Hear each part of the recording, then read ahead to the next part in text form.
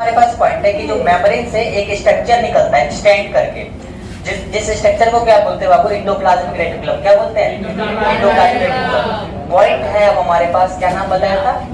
उत्सव का डाउट था सर, रफ और स्मूथ में क्या अंतर है?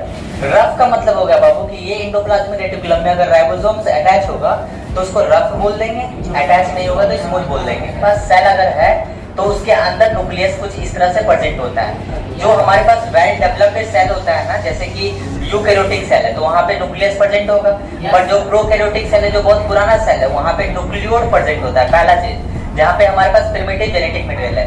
जो न्यूक्लियस होता है उसका कुछ मेम्ब्रेन देखोगे, सबसे पहला सेमी पेरिनल मेम्ब्रेन तो होगा, साथ के साथ मेम्ब्रेन में कुछ पोर्स होते हैं जिसको बोलते हैं क्या? Nuclear pores. और याद रखना कि जो मेम्ब्रेन है इसको तुम लोग यहाँ देखोगे ना बाबू, तो इसको बोलते हैं आउटर मेम्ब्रेन, बाहर का मेम्ब्रेन। दैट मींस कि दिस इज बाहर का मेम्ब्रेन एंड दिस इज अंदर का मेम्ब्रेन। इसके बीच में जो स्पेस है इसको बोलते हैं पेरिन्यूक्लियर स्पेस। क्या बोलते हैं? Perinuclear space. तो पहला डाउट तुम्हारा क्लियर हुआ कि पेरिन्यूक्लियर स्पेस क्या होता है? This is not a membrane, this is the perinuclear space, और यहाँ पे कुछ फ्लूइड भरा हुआ होता है।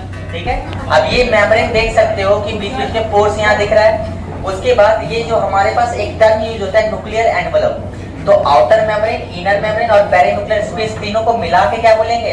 Nuclear envelope. तो एक बात समझ में आ गया कि न्यूक्लियर एनवेलप का मतलब क्या हुआ? आउटर मेम्ब्रेन, पेरिन्यूक्लियर स्पेस और इनर मेम्ब्रेन। ठीक है, नेक्स्ट हमारे, अब तुम देख रहे हो दो स्ट्रक्चर, एक न्यूक्लियोलस और एक क्रोमेटिन, है ना?